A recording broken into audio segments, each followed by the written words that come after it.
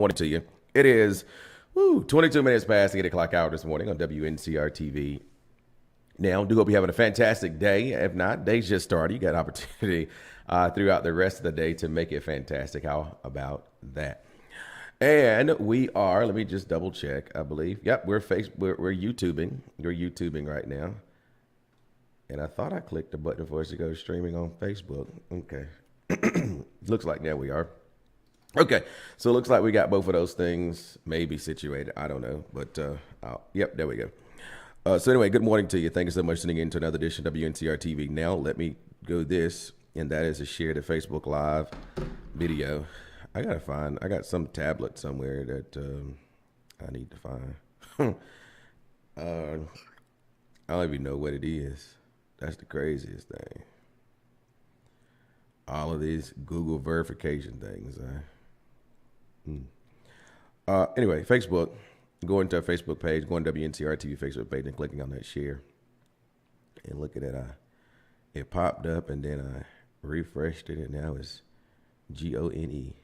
Gone. Go here. Do this. Good mountain.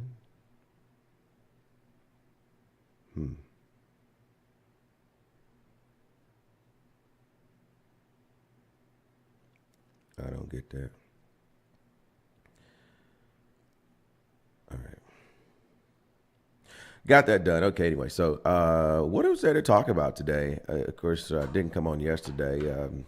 Went to the transmitter site and got that back on. And then I said, when I came by, I said, well, let me just keep on riding. I did that. And I kept on riding on yesterday.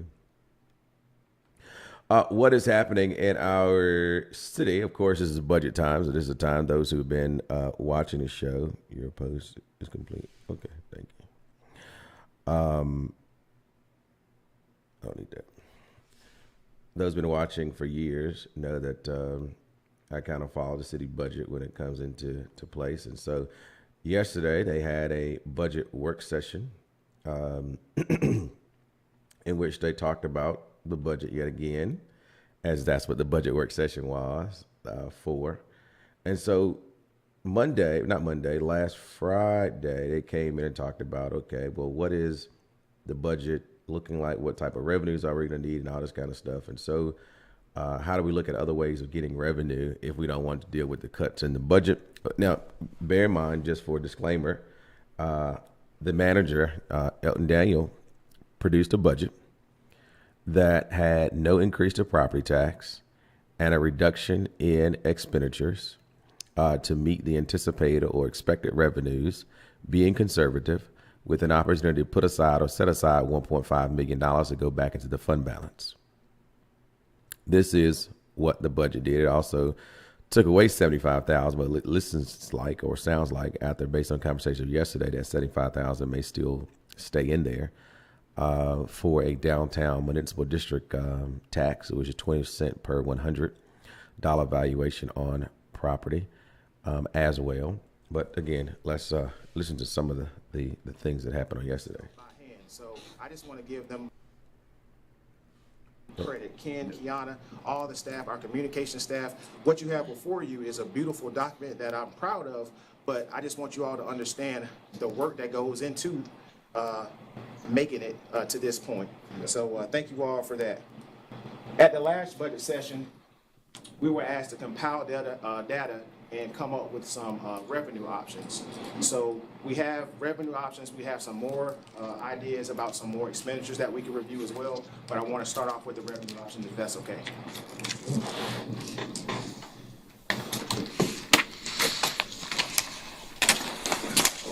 Sorry.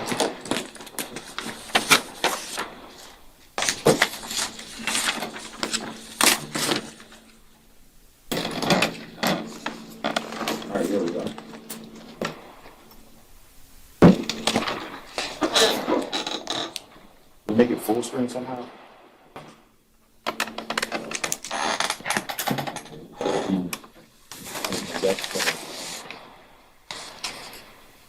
Hold on just 1 second. Okay.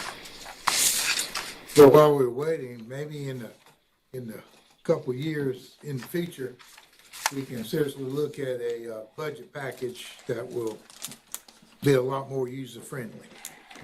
Yes.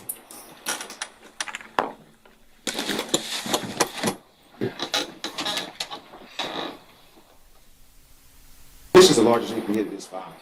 I just thought before. Yeah, it was, hold on a second.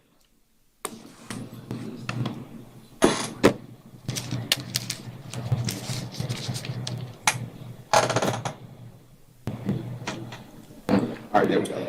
Sorry about that. So this first slide shows what 1 penny on the ad valorem tax would be for the city. So currently, 1 penny equates to $600,000. So if you do the math, 2 pennies equals 1.2, 3 pennies is 1.8, 4 pennies is 2.4, and a nickel would be $3 million of additional revenue. What this means for the monthly household on average, and that's what a median house valued at about $150,000 would be 125, 250, 375, 5, 625. So you kind of get the picture there. And this middle line shows what it would mean for the current tax rate. So our current tax rate is 58 cents. Obviously, 1 penny would be 59, 60, 61, 62, 63. Any questions there?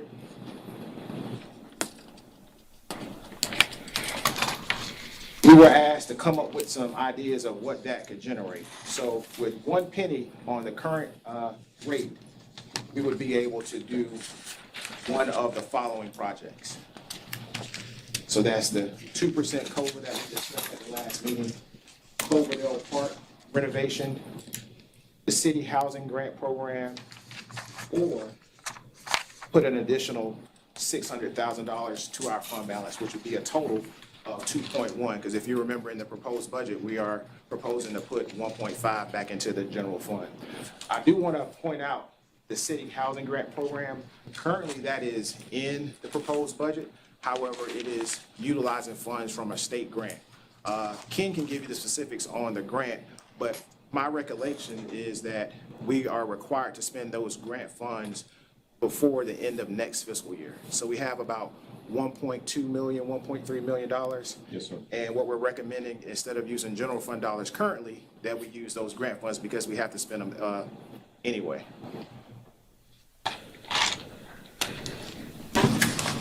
$0.02, you would be able to do COLA. You would be able to pick 2 of the following. Or if you look down at option B, you could pick both of those options. And again, I'm just putting this up here.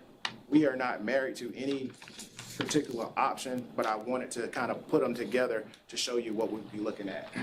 And obviously, you could also swap those out. You know, that's at council's discretion.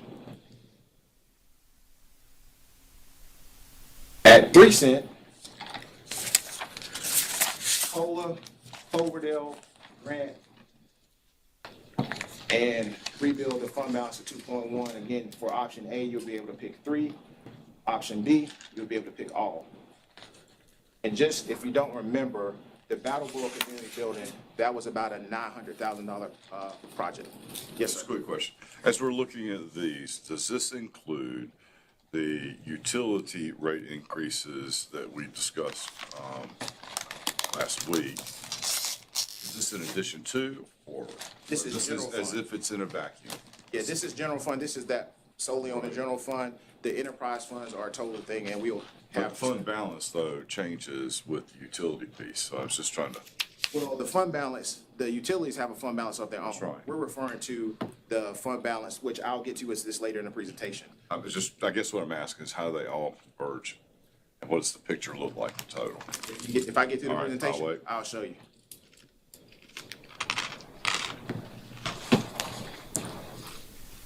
This is 4 cents. So this, you know, as you can tell, as we increase on the cents, we increase on the amount of projects that we're able to accomplish. So for option A, you would be able to fund all, but you'd have to choose between the housing grant program or Cloverdale Park. Option B funds all of those projects. Option C, you fund the merit increase for employees. So this is different than the cost of living that I was trying to get. This annual merit increase is what we currently have in place for the last several years. So right now, when an employee gets evaluated, they have a range from 0 to 4% based on their performance. That's currently in place now. But in the proposed budget for fiscal year 26, that has not been proposed.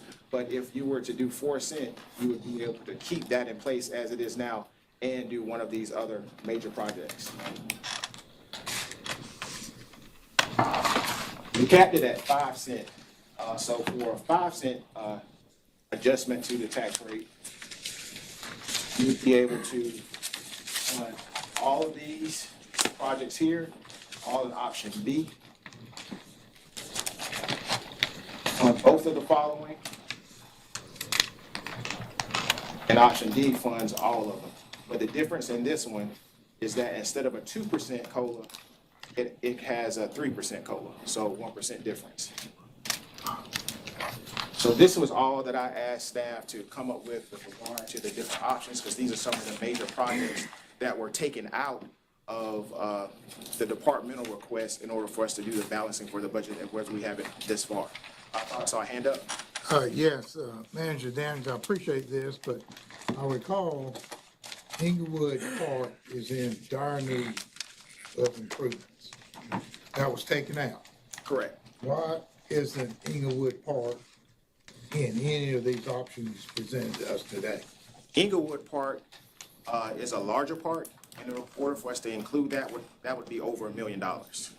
So to complete the Cloverdale Park option is only about 500,000, so that's why that was not included in this. However, again, that's why we said at the beginning that we're not married to any one of those things. So it would be, if you wanted to take out what would be the equivalent of $1 million, that's council's discretion, and we could easily put that in there. But this was just kind of to get the ball rolling on ideas.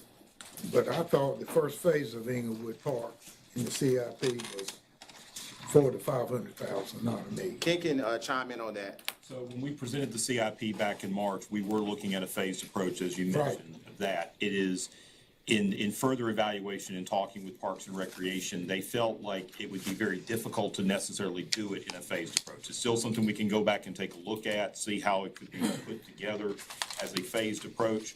In general, however, they feel that it would be, it's likely something that's probably going to need to be done all at once, because if you did it in phases, there would be issues with the availability of the park, or in terms of being able to get the appropriate scale with respect to the work done.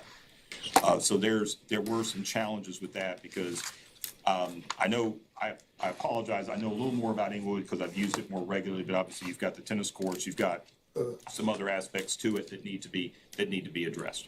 But, you know, my constituents have been asking for improvements. I just wish this change would have been communicated to me before today, Yes, sir. because I was really looking forward to seeing something go on out there. So you in favor of an increase, that's what I'm hearing you say.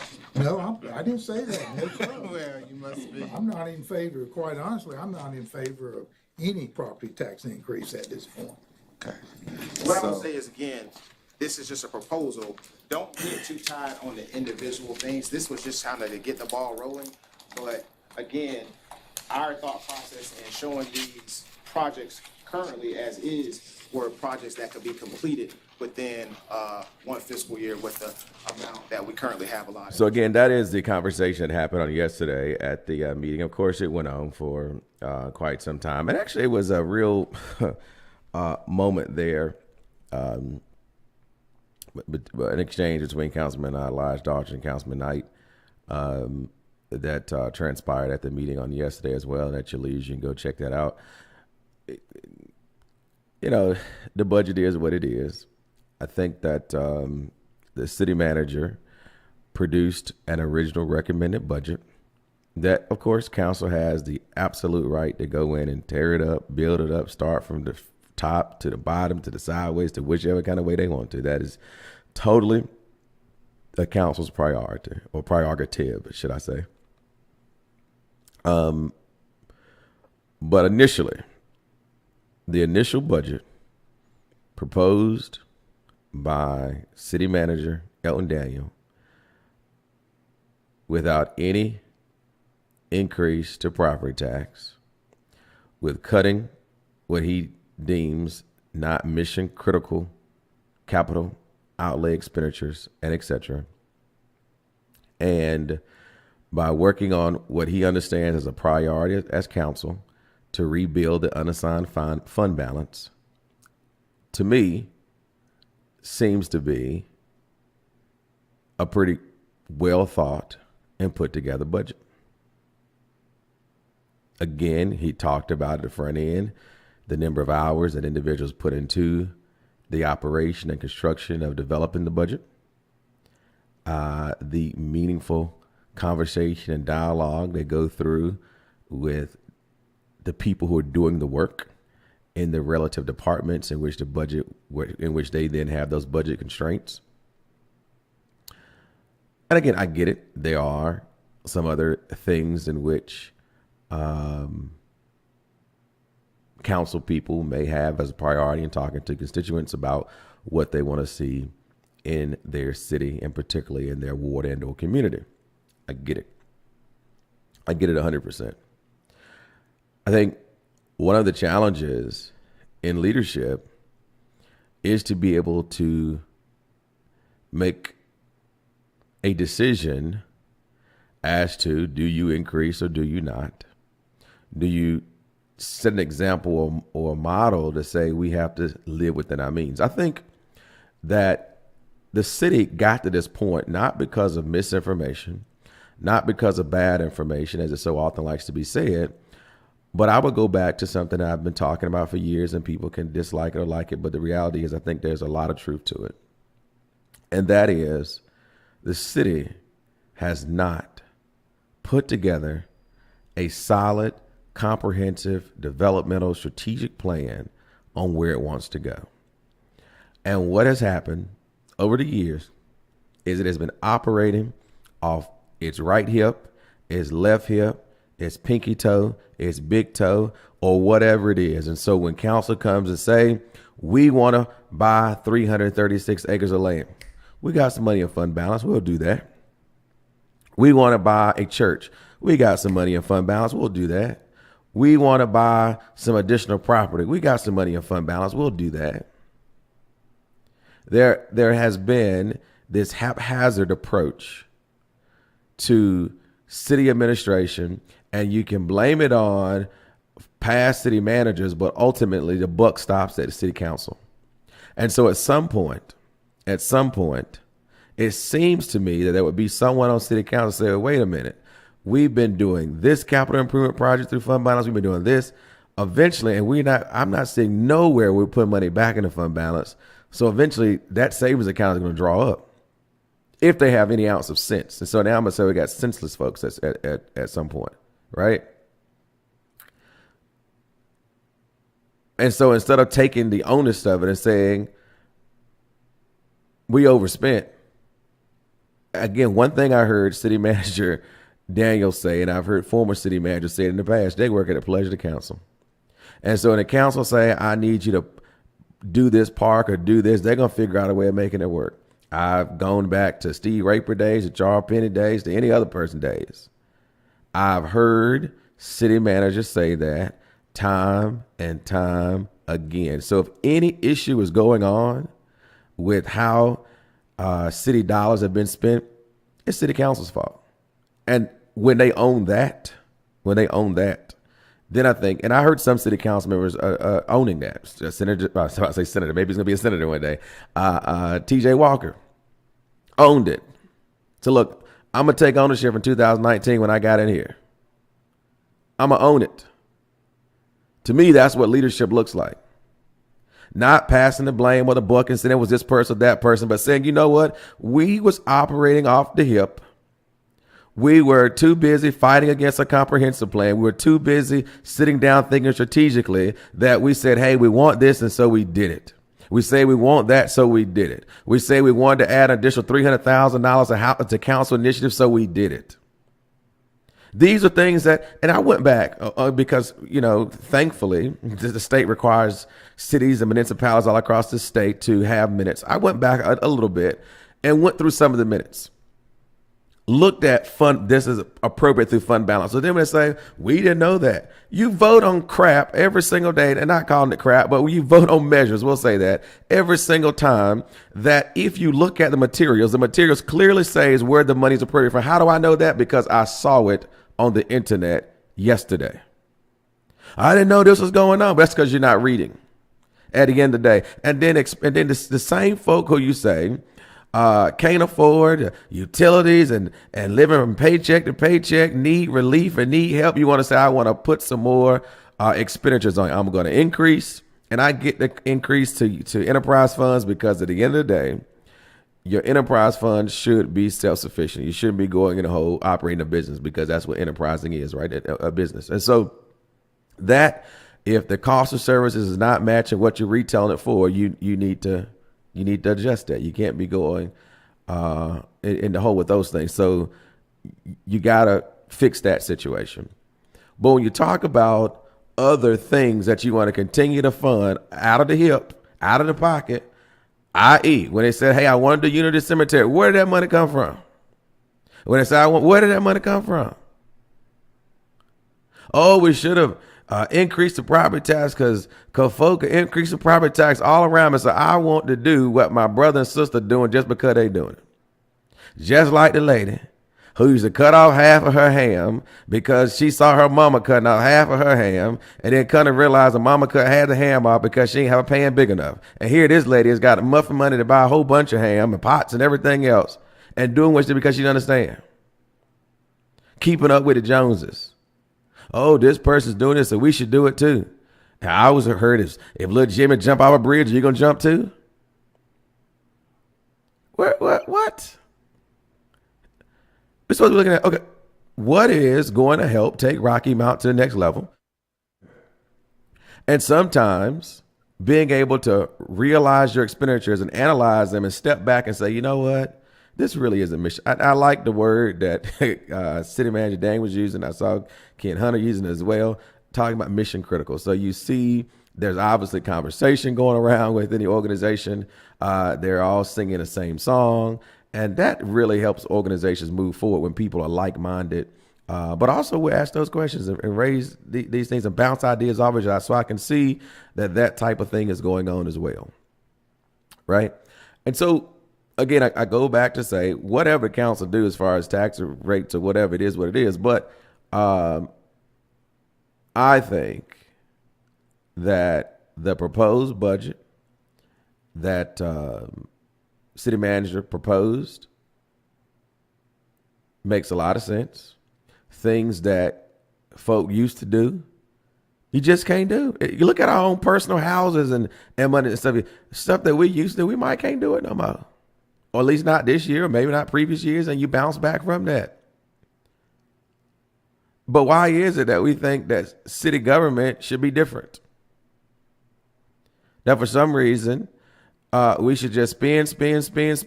I get it. I saw on WRAL yesterday that Wake County approved its budget. And they approved a budget that had what was this right here? A tax increase. But when you look at why they approved a tax increase in their budget was compound. One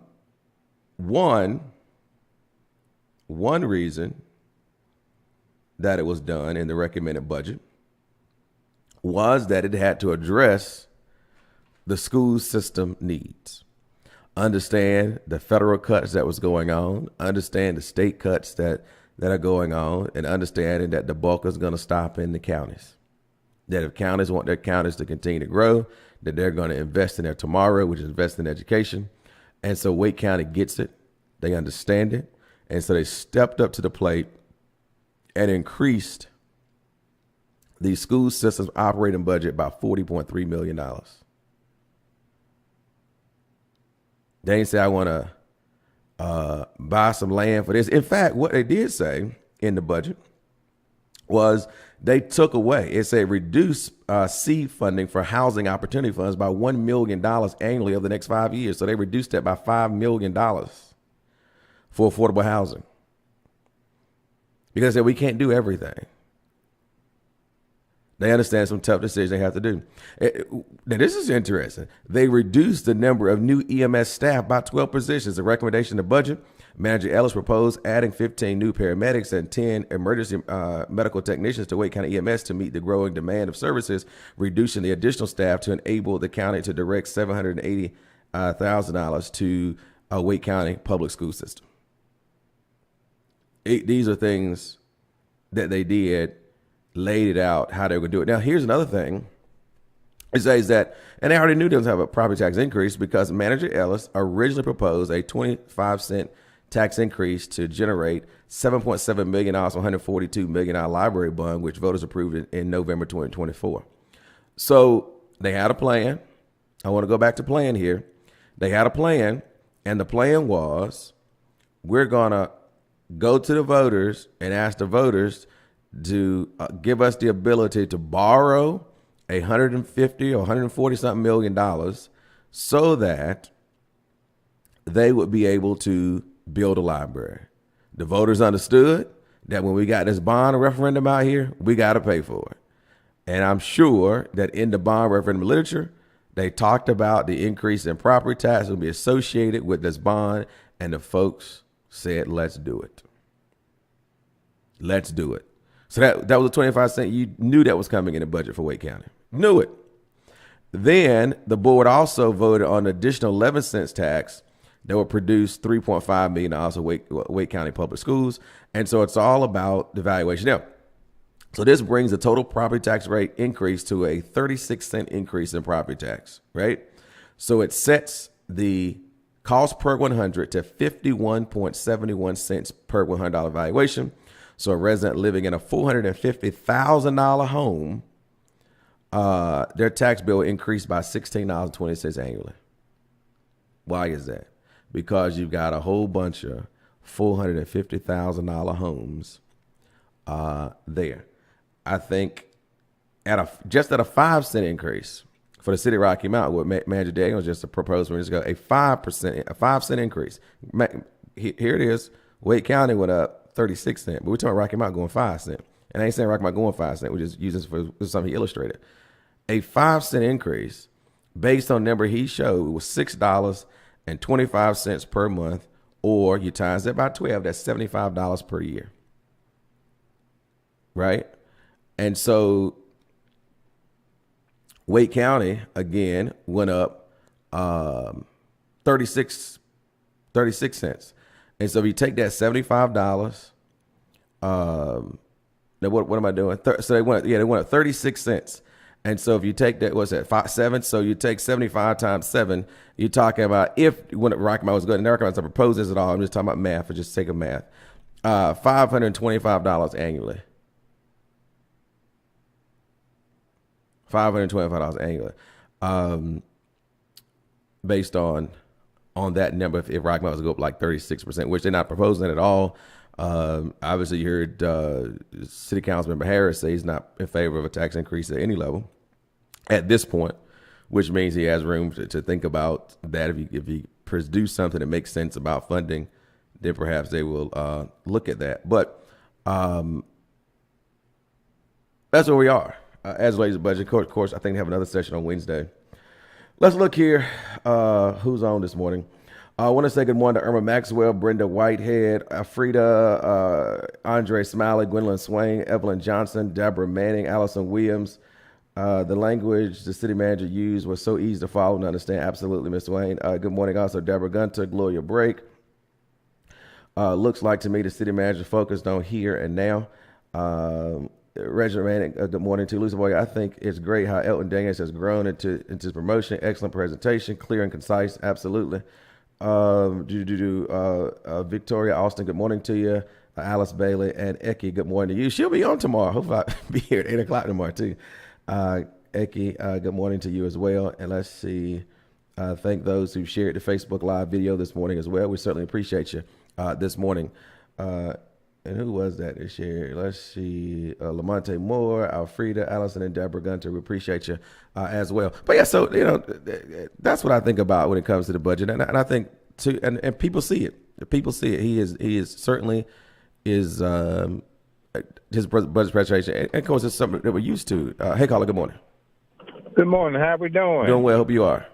We hanging right in there. Look, I was calling you.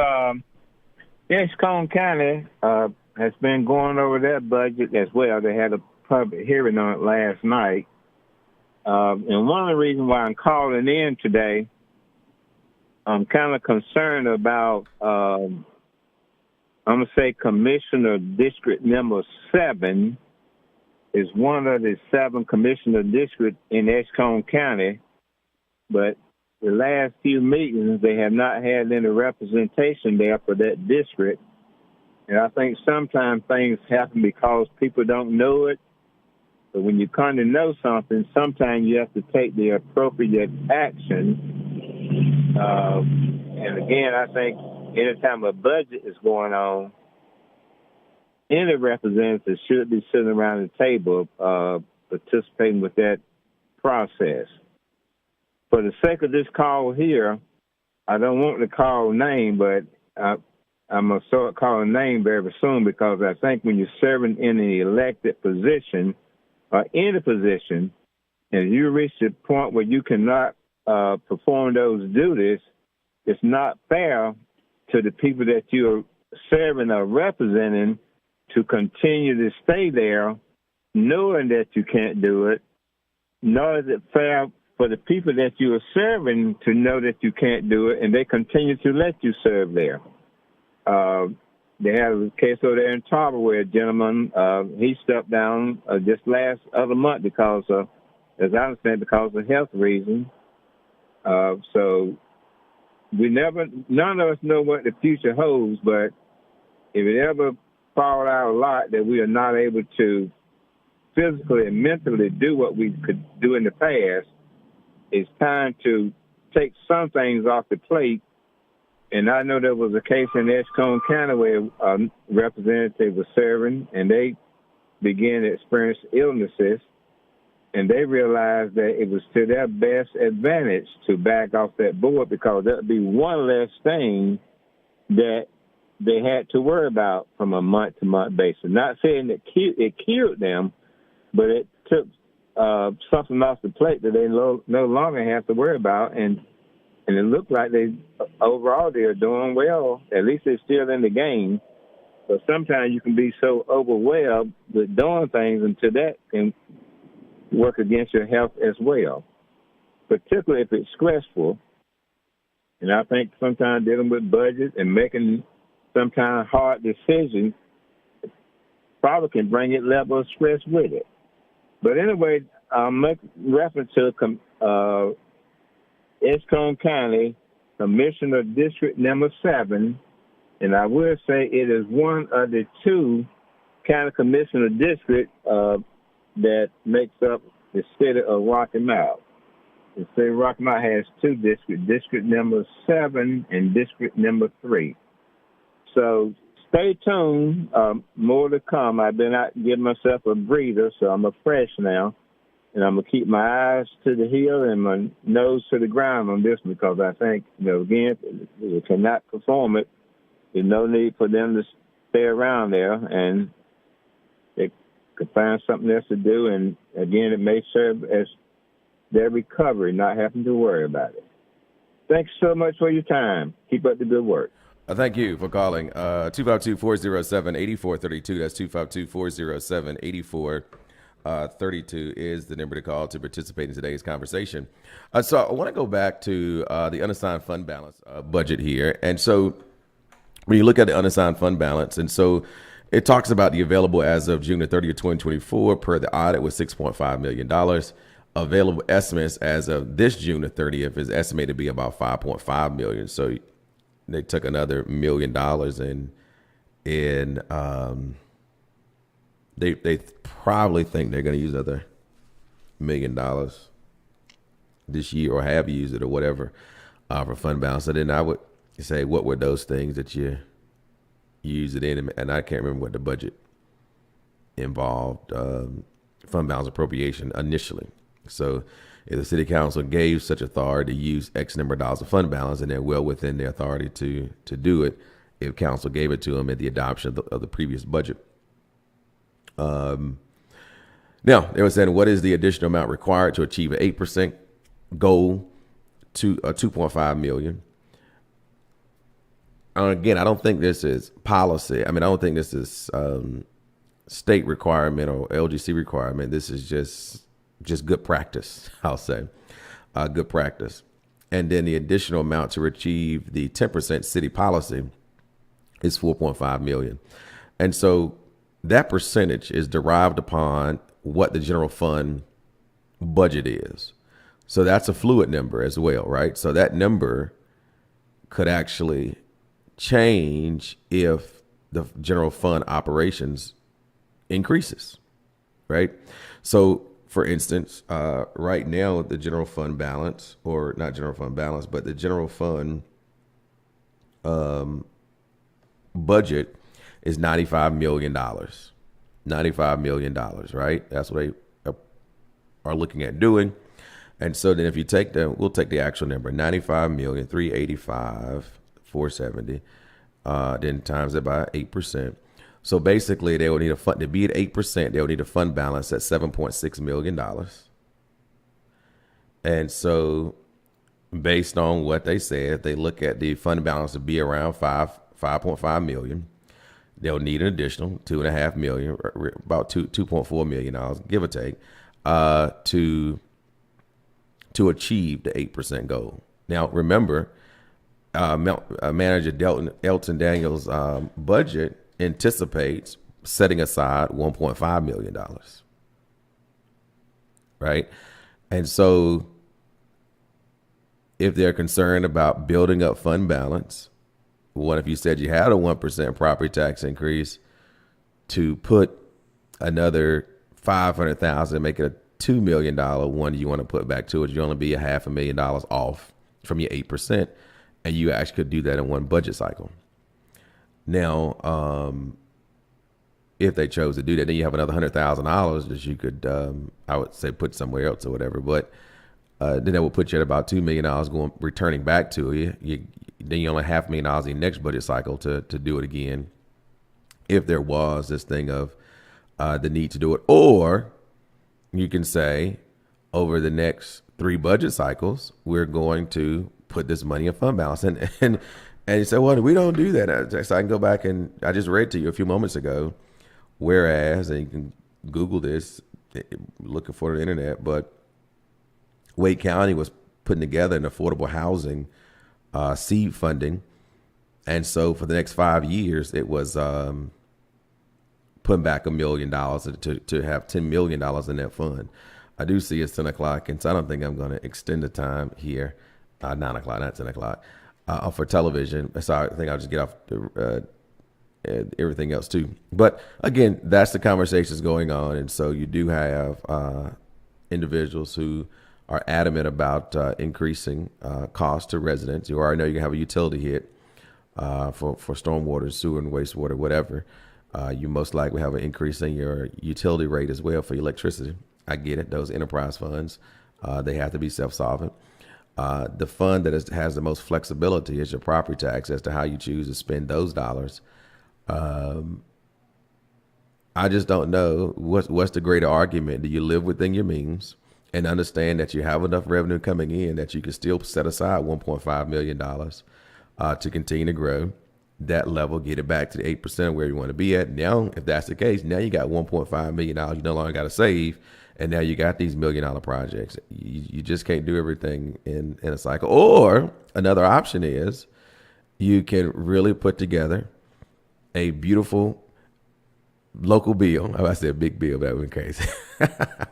You put together a big local bill that could actually look at what it would cost to do all the projects that residents in our community want the city to do, what that looks like, if it's a $30 million or $40 million project, what would the financing cost for that, and what impact would the tax rate need to be to get all those things accomplished in one big local bill.